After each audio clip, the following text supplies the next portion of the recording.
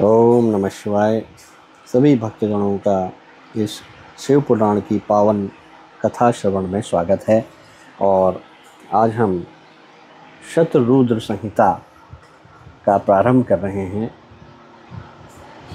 शिव जी के सद्योजात वामदेव, तत्पुरुष, अघोर और ईशान नामक 5 अवतारों का इसमें वर्णन है।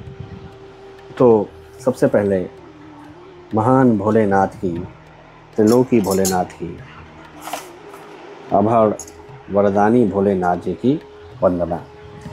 वंदे महानंदमंतलीलम महेश्वरम सर्वविभुम महांतम गौरी प्रियम कार्तिक विघ्नराज समुद्भवम शंकरमादिदेवम।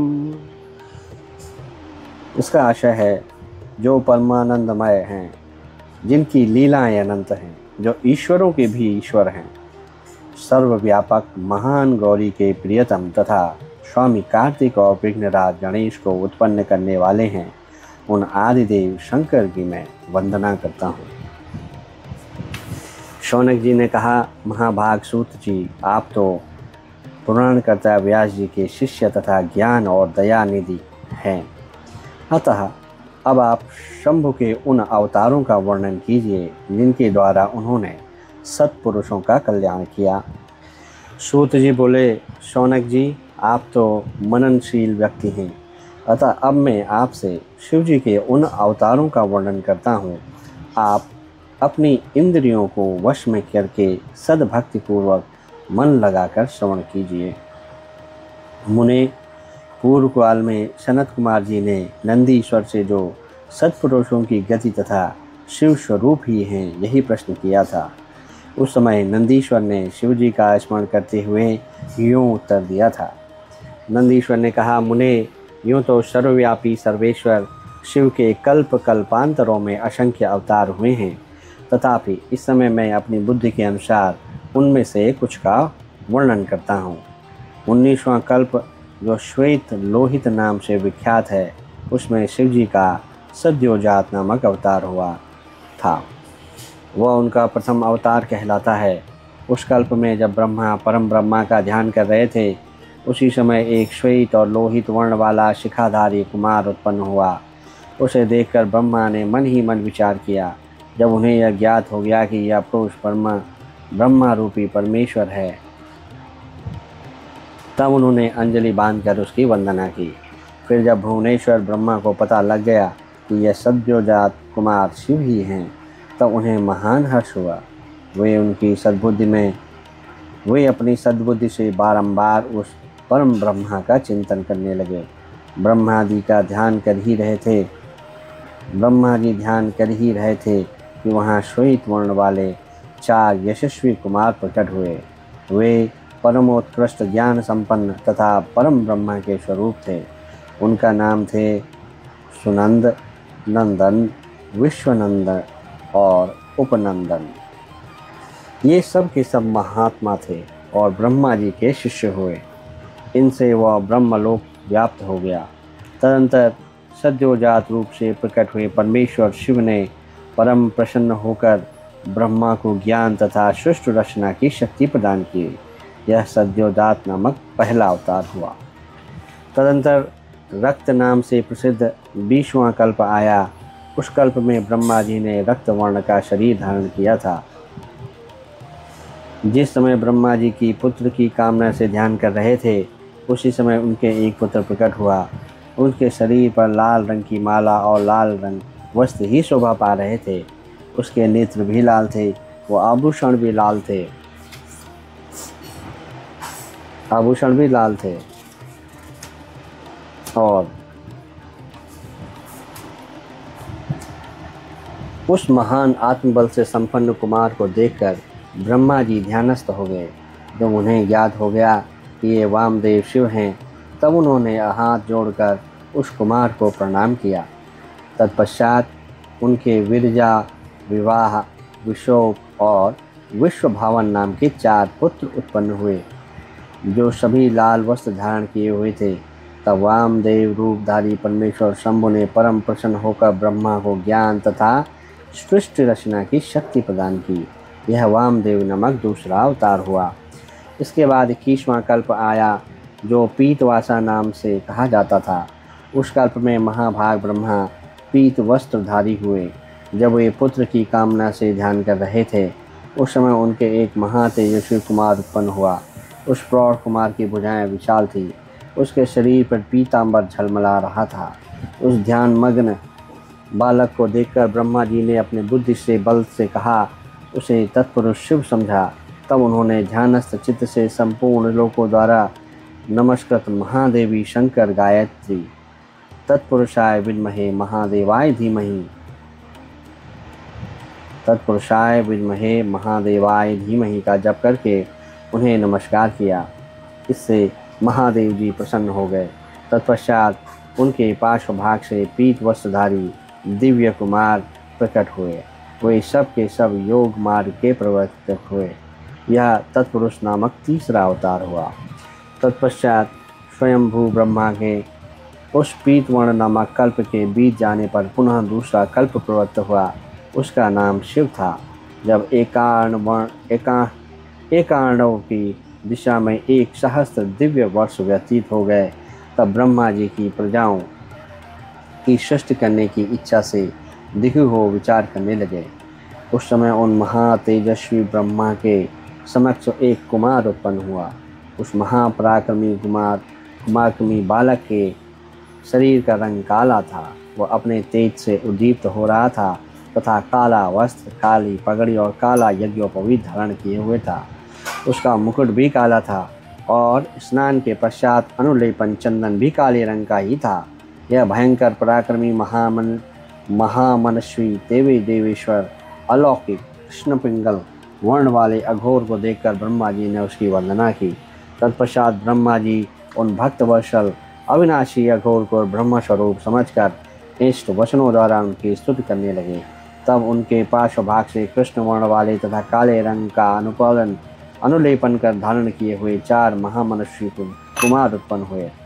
वे सब के सब परम तेजस्वी अव्यक्त नामा तथा शिव शरीर के रूप वाले थे। उनके नाम थे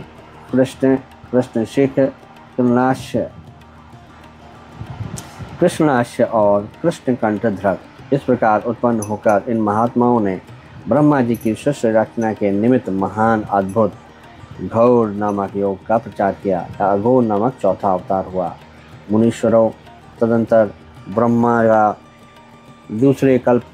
का दूसरा कल्प प्रारंभ हुआ। वो परम अद्भुत था और विश्व रूप से नाम से विख्यात था। उस कल्प में जब ब्रह्मा जी पुत्र की कामना से मन ही मन शिव जी का ध्यान कर रहे थे, उसी समय महान सिंहनाद करने वाली विश्व रूपा सरस्वती प्रकट हुई तथा उसी प्रकार परमेश्वर भगवान ईशान प्रादुर्भाव हुए, जिनका वर्ण शुद्ध स्फटिक के समान उज्ज्वल था और जो समस्त आभूषणों से निभूषित थे। उन अजन्मा, सर्वव्यापी, सर्वांतर्यामी, सब कुछ प्रदान करने वाले, सर्वस्वरूप, सुंदर रूप वाले तथा अरूप ईशान को देखकर ब्रह्मा जी ने उन्हें प्रणाम किया। तब शक्ति सहित विभु ईशान ने भी ब्रह्मा को सन्मार्ग का उपदेश देकर 4 सुंदर बालकों की कल्पना की। उन उत्पन्न हुए शिशुओं का नाम था जटी, मुंडी, शिखंडी और अर्धमुंड। वे योगानुसार सदधर्म का पालन करके योग गति को प्राप्त हो गए। यह ईशान नामक 5वां अवतार हुआ। सर्वज्ञ सनत कुमार जी, इस प्रकार मैंने जगत की हित कामना से सद्योजात आदि 5 अवतारों का प्राकट्य संक्षेप में वर्णन किया है। उनका वह सारा लोक हितकारी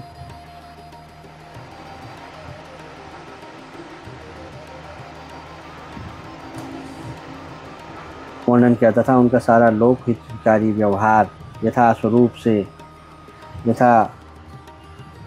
स्वरूप से ब्रह्मांड में वर्तमान है। महेश्वर की ईशान, पुरुष, घोर, वामदेव और ब्रह्मा, ये 5 मूर्तियाँ विशेष रूप से प्रसिद्ध हैं। इनमें ईशान, जो शिव स्वरूप तथा सबसे बड़ा है, पहला कहा जाता है। वह साक्षात प्रकृति के भोक्ता क्षेत्रज्ञ में निवास करता है। शिव जी का दूसरा स्वरूप तत्पुरुष नाम से ख्यात है और गुणों के आश्रय रूप तथा भोग्य सर्वज्ञ में अधिष्ठित है। पिनाकधारी शिव का अघोर नामक तीसरा स्वरूप है। वह धर्म के लिए अंगों सहित बुद्धि तत्व का विस्तार करके अंदर विराजमान रहता है। वामदेव नाम वाला शंकर का चौथा स्वरूप अहंकार का अधिष्ठान है। वह सदा अनेकों प्रकार का कार्य करता है। विचारशील बुद्धिमान का कथन है कि शंकर का ईशानज्ञ स्वरूप सदा कर्ण, वाणी और सर्वव्यापी आकाश का अधीश्वर है तथा महेश्वर का पुरुष नामक रूप त्वक, पाणी और स्पर्श गुण विशिष्ट वायु का स्वामी है। मनीषीगण अघोर नाम वाले रूप को शरीर, रस, रूप और अग्नि का अधिष्ठान बताते हैं। शंकर जी का वामदेव संज्ञक स्वरूप रसना, वायु, वसना, पायु, रस और जल का स्वामी कहा जाता है। प्राण, उपस्थ, गंध और पृथ्वी का ईश्वर शिव जी का सद्योजात नामक रूप बताया जाता है। स्वरूपों की कल्याणकामी मनुष्यों को शंकर जी के इन स्वरूपों की सदा प्रयत्नपूर्वक वंदना करनी चाहिए, क्योंकि वे श्रेय प्राप्ति में एकमात्र हेतु हैं। जो मनुष्य इन सद्योजात आदि अवतारों के प्राकट्य को पढ़ता अथवा सुनता है, वह जगत में समस्त काम्य भोगों का उपभोग करके अंत में परम गति को प्राप्त होता है। इस प्रकार ये अध्याय 1 यहीं पे समाप्त होता है।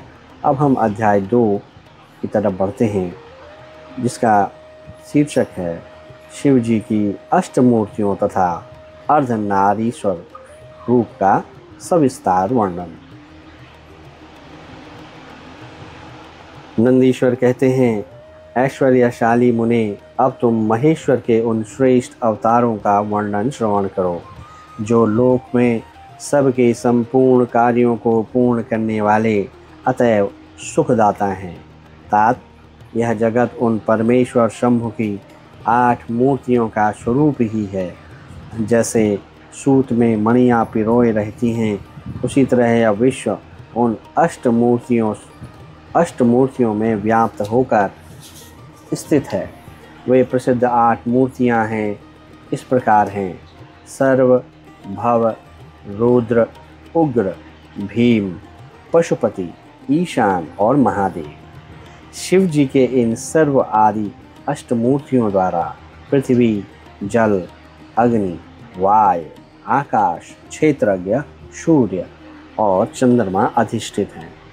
शास्त्र का ऐसा निश्चय है कि कल्याणकर्ता महेश्वर का विश्वभरात्मक रूप ही चराचर विश्व को धारण किए हुए है। परमात्मा शिव का सलिलात्मक रूप, जो समस्त जगत को जीवन प्रदान करने वाली है, वो भाव नाम के जाना जाता है, जो जगत के बाहर भीतर वर्तमान है और स्वयं ही विश्व का भरण पोषण करता तथा स्पंदित होता है। उग्र रूपधारी प्रभु के उस रूप को सत्पुरुष उग्र कहते हैं। महादेव का जो सबको अवकाश देने वाला सर्वव्यापी आकाशात्मक रूप है, उसे भीम कहते हैं। वह भूत वृंद का भेदक है। जो रूप समस्त आत्माओं का अधिष्ठान, संपूर्ण क्षेत्रों में निवास करने वाला और जीवों के भवपाश का छेदक है, और उसे पशुपति का रूप समझना चाहिए। महेश्वर का संपूर्ण जगत को प्रकाशित करने वाला जो सूर्य नामक रूप है, उसे ईशान कहते हैं। वह ध्रुवलोक में भ्रमण करता है। अमृतमयी रश्मियों वाला जो चंद्रमा संपूर्ण विश्व को आह्लादित करता है, शिव का वह रूप महादेव नाम से जाना जाता है। आत्मा परमात्मा शिव का 8वां रूप है। यह मूर्ति अन्य मूर्तियों की व्यापिका है, इसलिए सारा विश्व शिवमय है। जिस प्रकार वृक्ष के मूल को सींचने से उसकी शाखाएं पुष्पित हो जाती हैं, उसी तरह शिव का पूजन करने से शिव रूप विश्व परिपुष्ट होता है। जैसे इस लोक में पुत्र पौत्र आदि को प्रसन्न देखकर पिता हर्षित होता है, उसी तरह विश्व को भली भांति हर्षित देखकर शंकर को आनंद मिलता है। इसलिए यदि कोई किसी भी देहधारी को कष्ट देता है तो निस्संदेह मानो उसे अष्टमूर्ति शिव का ही अनिष्ट किया है। सनत कुमार जी कहते हैं, इस प्रकार भगवान शिव अपनी अष्टमूर्तियों द्वारा समस्त विश्व को अधिष्ठित करके विराजमान हैं।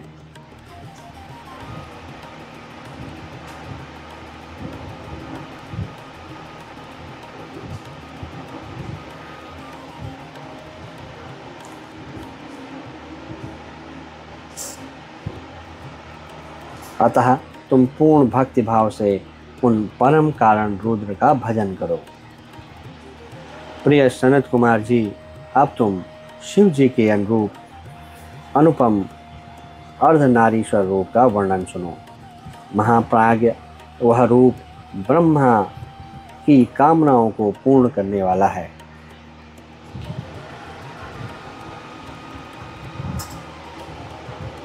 सृष्टि की आदि में जब सृष्टिकर्ता ब्रह्मा द्वारा रची हुई सारी प्रज्ञाएं विस्तार को नहीं प्राप्त हुई, तब ब्रह्मा उस दुख से दुखी हो चिंताकुल हो गए। उसी समय यूं आकाशवाणी हुई, ब्रह्मांड अब मैथुनी सृष्टि की रचना करो। उस व्योमवाणी को सुनकर ब्रह्मा ने मैथुनी सृष्टि उत्पन्न करने का विचार किया, परंतु इसके पहले नारियों का कुल ईशान से प्रकट ही नहीं हुआ था। इसलिए पद्म योनि ब्रह्मा मैथुनी सृष्टि रचने में समर्थ न हो सके। तब वे यूँ विचार कर कि शंभु की कृपा के बिना मैथुनी प्रजा उत्पन्न नहीं हो सकती, तब करने को उद्यत हुए। उस समय ब्रह्मा पराशक्ति शिवा सहित परमेश्वर शिव का प्रेम पूर्वक हृदय में ध्यान करके घोर तप करने लगे। तदंतर तपोनुष्ठान में लगे हुए ब्रह्मा के उस तीव्र तप से थोड़े ही समय में शिव जी प्रसन्न हो गए। तब वे कष्टकारी शंकर पूर्ण सजिदानंद की कामदा मूर्ति में प्रविष्ट होकर अर्धनारीश्वर रूप से ब्रह्मा के निकट प्रकट हो गए। उन देवादिदेव शंकर को पराशक्ति शिवा के साथ आया हुआ देख ब्रह्मा ने दंड की भांति भूमि पर लेटकर उन्हें प्रणाम किया और फिर वे हाथ जोड़कर स्तुति करने लगे।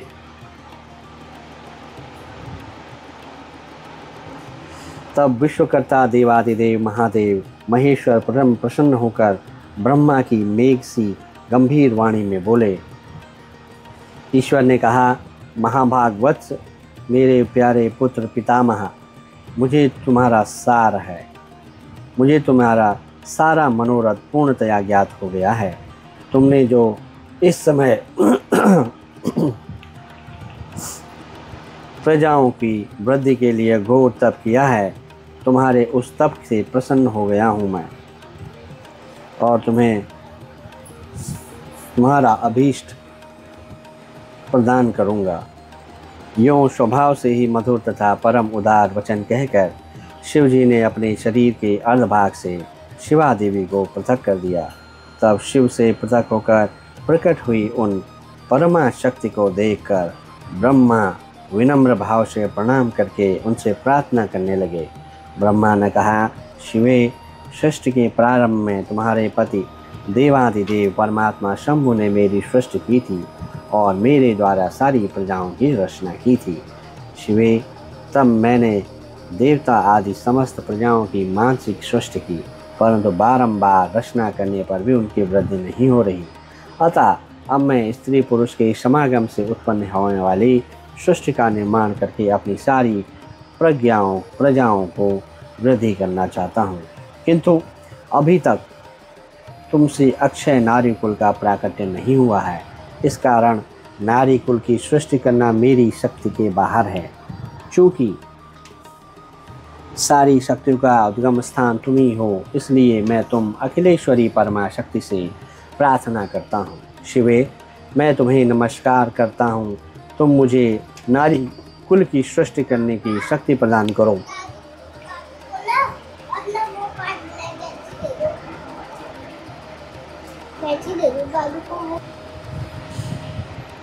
क्योंकि शिवप्रिय, इसी को तुम चराचर जगत की उत्पत्ति का कारण समझो।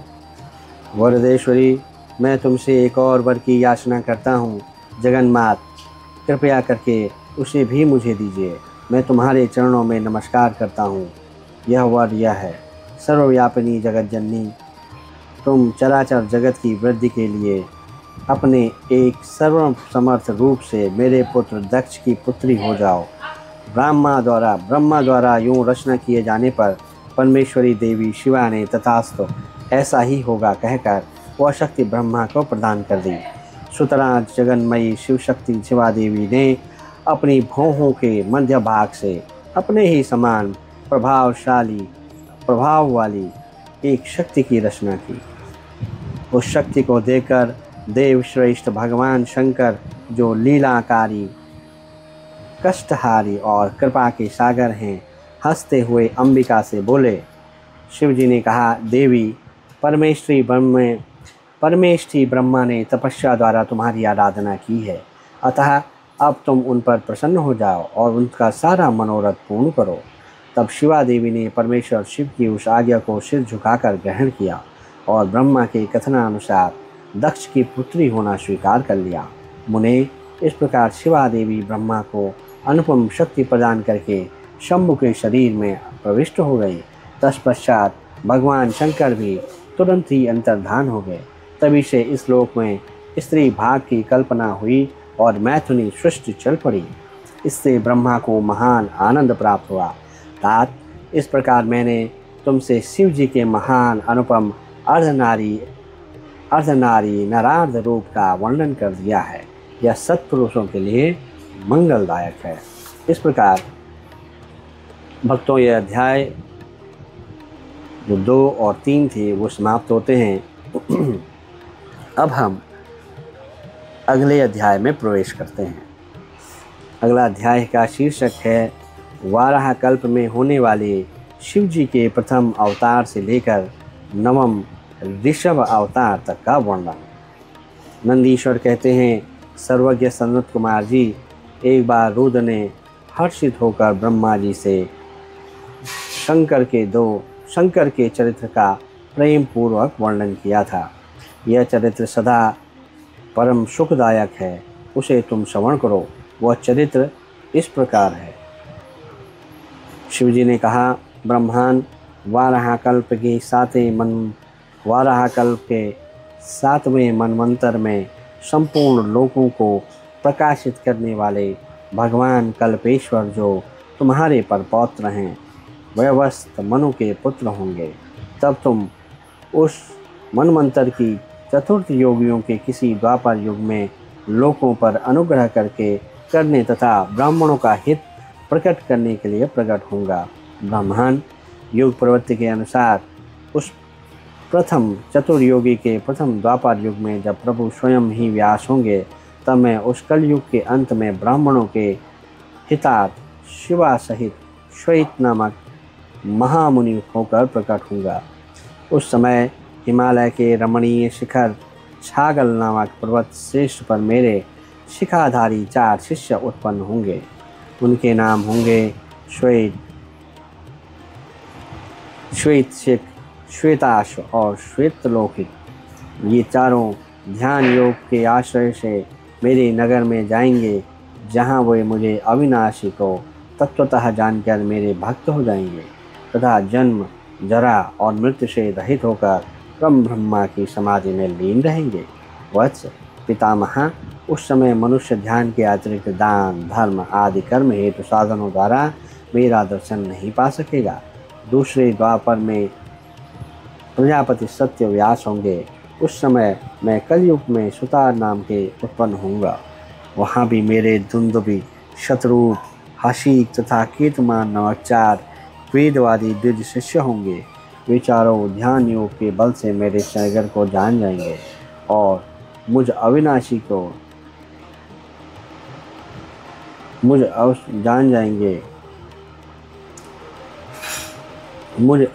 को तत्वतः जानकर मुक्त हो जाएंगे। तीसरे द्वापर में जब भार्गव नामक व्यास होंगे, तब मैं भी नगर के निकट ही दमन नाम से प्रकट होऊंगा। उस समय भी मेरे विशोक, विशेष, विपाप और पाप नाशन नामक 4 पुत्र होंगे। चतुरानंद, उस अवतार में मैं शिष्यों को साथ ले व्यास की सहायता करूँगा और उस कलयुग में निवृत्ति मार्ग को सुदृढ़ बनाऊँगा। चौथे द्वापर में जब अंगिरा व्यास बने कहे जाएंगे, उस समय मैं सुहोत्र नाम से अवतार लूँगा। उस समय भी मेरे 4 योग साधक महात्मा पुत्र होंगे। ब्रह्मांड, उनके नाम होंगे सुमुख, दुर्मुख, दुर्दम और दुरितक्रम। इस अवसर पर भी इन शिष्यों के साथ में व्यास की सहायता में लगा रहूँगा। 5वें द्वापर में सविता नामक व्यास के नाम से कहे जाएंगे। तब मैं कंक नामक महातपस्वी योगी होऊंगा। ब्राह्मण, वहाँ भी मेरे 4 योग साधक महात्मा पुत्र होंगे। उनके नाम बताता हूँ, सुनो। सनक, सनातन, प्रभावशाली सनंदन और सर्वव्यापक निर्मल तथा अहंकार रहित सनत कुमार। उस समय भी कंक नामधारी मैं सविता नामक व्यास का सहायक बनूंगा और निवृत्ति मार्ग को बढ़ाऊंगा। पुनः 6ठे द्वापर के प्रवृत्त होने पर जब मृत्यु लोक कारक व्यास होंगे और वेदों का विभाजन करेंगे, उस समय भी मैं व्यास की सहायता करने के लिए लोकाक्ष नाम से प्रकट होऊंगा और निवृत्ति पद की उन्नति करूंगा। वहाँ भी मेरे 4 दृढ़वती शिष्य होंगे। उनके नाम होंगे सुदामा, विरजा, संजय तथा विजय। विधे 7वें द्वापर के आरंभ में जब शतक्रतु नामक व्यास होंगे, उस समय भी मैं योग मार्ग में उन परम निपुण जैगी शव्य नाम से प्रकट होऊंगा और काशीपुरी में गुफा के अंदर दिव्य देश में कुशासन बैठकर योग को सुदृढ़ बनाऊंगा तथा शतक्रतु नामक व्यास की सहायता और संसार भय से भक्तों का उद्धार करूंगा। उस युग में भी मेरे शाश्वत योगीश, मेघवा और सुवाहन नामक 4 पुत्र होंगे। 8वें द्वापर के आने पर मुनिवर वशिष्ठ वेदों का विभाजन करने वाले वेदव्यास होंगे। योग वित्तम उस युग में भी मैं दधिवाहन नाम से अवतार लूँगा और व्यास की सहायता करूँगा। उस समय कपिल, आसुरी, पंचशिक और शाल्वल नामक मेरे 4 योगी पुत्र होंगे जो मेरे समान ही होंगे। ब्राह्मण, नवीं चतुर्युगी के द्वापर युग में मुनिश्रेष्ठ सारस्वत व्यास नाम से प्रसिद्ध होंगे। उन व्यास के निवृत्त मार्ग की वृद्धि के लिए ध्यान करने पे मैं ऋषभ नाम से अवतार लूँगा। उस समय पराशर, गर्ग, भार्गव और गिरीश, उनके 4 महायोगी मेरे शिष्य होंगे। प्रजापति, उनके सहयोग से मैं योग मार्ग को सुदृढ़ बनाऊंगा। सन्मुनि, इस प्रकार मैं व्यास का सहायक बनूं। ब्राह्मण, उसी रूप से मैं बहुत से दुखी भक्तों पर दया करके उनका भवसागर से उद्धार करूंगा। मेरा वह ऋषभ नामक अवतार योग मार्ग का प्रवर्तक, सारस्वत व्यास के मन को संतोष देने वाला और नाना प्रकार से रक्षा करने वाला होगा। उस अवतार में मैं भद्रायु नामक राजकुमार को, जो विष दोष से मर जाने के कारण पिता द्वारा त्याग किया जाता है, जीवन प्रदान करूंगा। तदंतर उस राजपुत्र की आयु के 16वें वर्ष में ऋषभ ऋषि, जो मेरे ही अंश है, उनके घर पधारेंगे। प्रजापति, उस राजकुमार द्वारा पूजित होने पे वे सद्रूपधारी कृपाल मुनि उसे राजधर्म का उपदेश देंगे। तत्पश्चात वे दीनवत्सल मुनि हर्षित चित्त से उसे दिव्य कवच, शंख और संपूर्ण शत्रुओं का विनाश करने वाला एक चमकीला खड्ग प्रदान करेंगे। फिर कृपा पूर्वक उसके शरीर पर भस्म लगाकर उसे 12,000 हाथियों का बल भी देंगे। यूं माता सहित भद्रायु को भली भांति आश्वासन देकर तथा उन दोनों द्वारा पूजित हो प्रभावशाली ऋषभ ऋषि स्वेच्छानुसार चले जाएंगे। ब्राह्मण, तब राजर्षि भद्रायु भी रिपुगणों को जीतकर और कीर्तमालिनी के साथ विवाह करके धनपूर्वक राज करेंगे। मुझ शंकर का ऋषभ नामक नवा अवतार ऐसा प्रभाव वाला होगा, वह सत्पुरुषों की गति तथा दीनों की बंधु साहित्यकारी होगा। मैंने उसका वर्णन तुम्हें सुना दिया है। यह ऋषभ चरित्र परम पावन, महान तथा स्वर्ग, यश और आयु को प्रदान वाला है। यश और आयु को देने वाला है, अतः इसे प्रयत्नपूर्वक सुनना चाहिए। इस प्रकार चतुर्थ अध्याय भी समाप्त हो गया है। इसके आगे जो नया अध्याय है उसकी तरफ हम पढ़ेंगे। अध्याय का नाम है शिव जी द्वारा 10वें से लेकर 28वें योगेश्वर अवतारों का वर्णन। शिव जी कहते हैं, ब्रह्मांड 10वें द्वापर में त्रिधामा नाम के व्यास होंगे। वे हिमालय के रमणीय शिखर पर्वोत्तम भृगतुंग पर निवास करेंगे। वहाँ भी मेरे श्रुति विदित 4 पुत्र होंगे। उनके नाम होंगे भृंग, बलबंधु, नरमित्र और तपोधन केतुशृंग। 11वें द्वापर में जब त्रिवत नामक व्यास होंगे, तब मैं कलयुग में गंगा द्वार में तप नाम से प्रकट होऊंगा।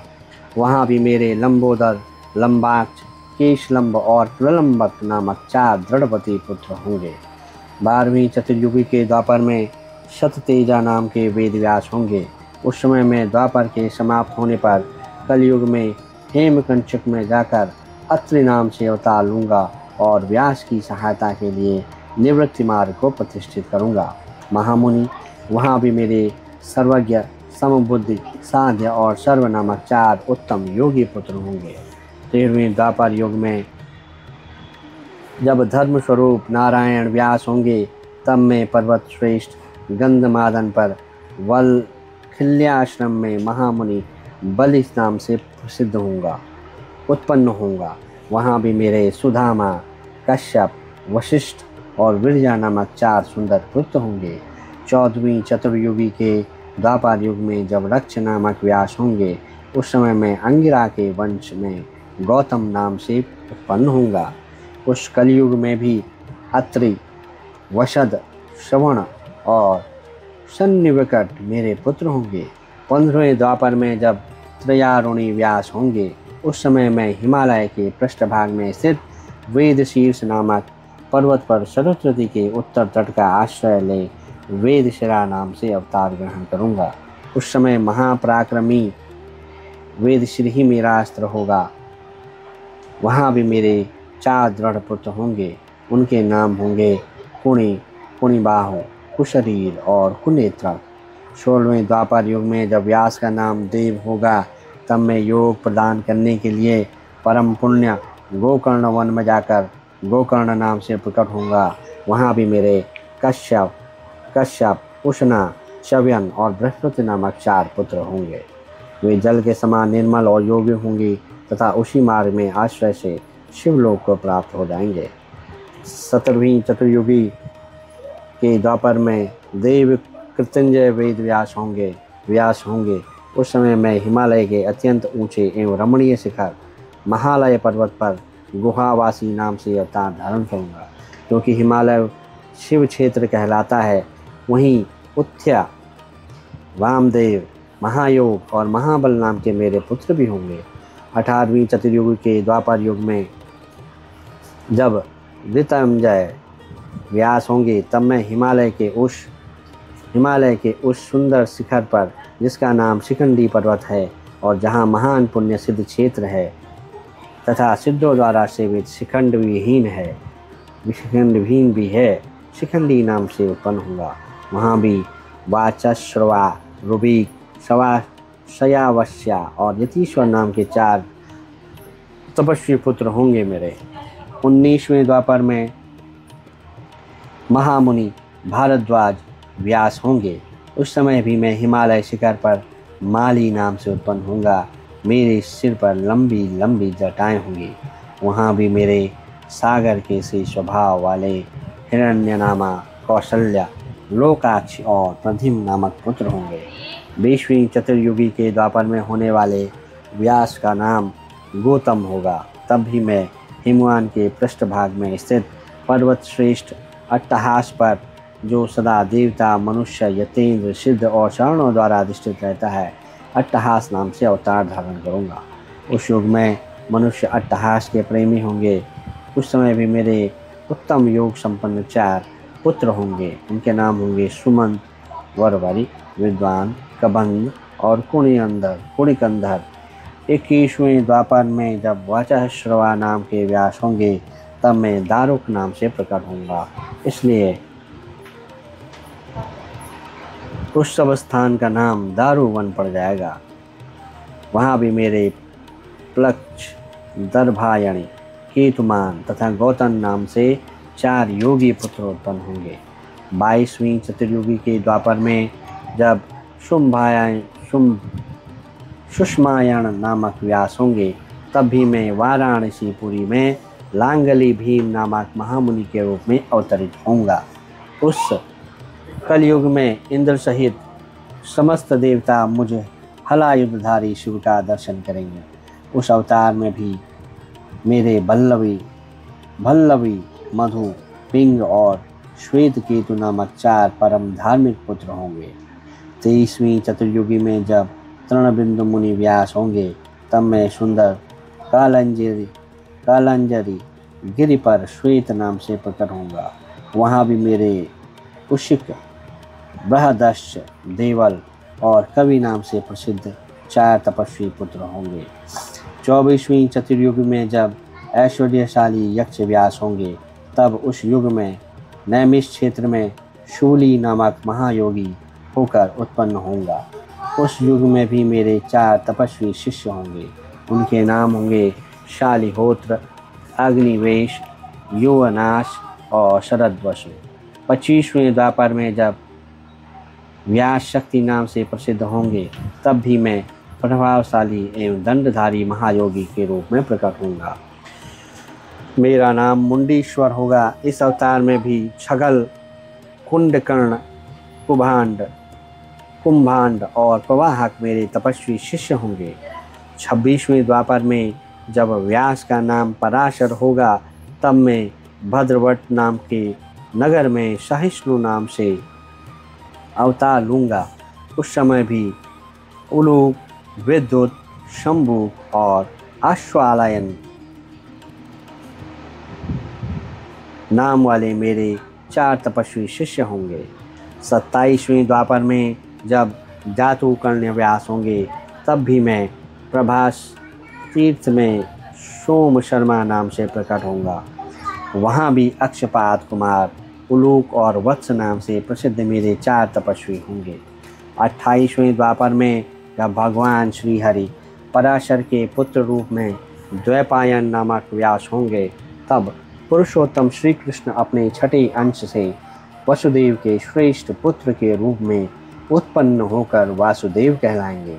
उसी समय योगात्मा में भी लोगों को आश्चर्य में डालने के लिए योग माया के प्रभाव से ब्रह्मचारी का शरीर धारण करके प्रकट होऊंगा।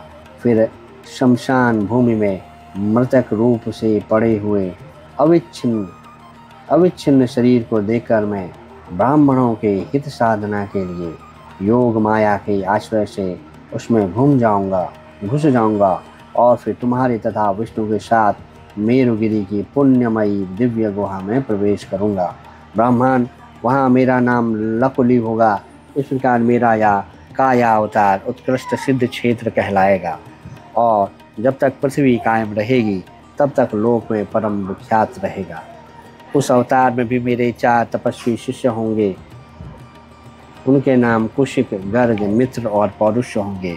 वे वेदों में पारगामी तथा ऊर्ध्वरेता ब्राह्मण योगी होंगे और महाश्वर योग को प्राप्त करके शिवलोक को चले जाएंगे। उत्तम व्रत का पालन करने वाले मुनियों, इस प्रकार परमात्मा शिव ने वैवस्त मनवंतर के सभी चतुर्योगियों के योगेश्वरावतारों का सम्यक रूप से वर्णन किया था। विभो 28 व्यास क्रमशः एक एक करके प्रत्येक द्वापर में होंगे और योगेश्वर अवतार प्रत्येक कलयुग के प्रारंभ में। प्रत्येक योगेश्वर अवतार के साथ उनके 4 अविनाशी शिष्य भी होंगे जो महान शिव भक्त और योग मार्ग की वृद्धि करने वाले होंगे। इन पशुपति के शिष्यों में शरीर पर भस्म रमी रहेगी, ललाट त्रिपुंड से सुशोभित रहेगा और रुद्राक्ष की माला ही इनका आभूषण होगा। ये सभी शिष्य धर्मपरायण, वेद वेदांग के पारगामी विद्वान और सदा बाहर भीतर से लिंगार्चन में तत्पर रहने वाले हैं।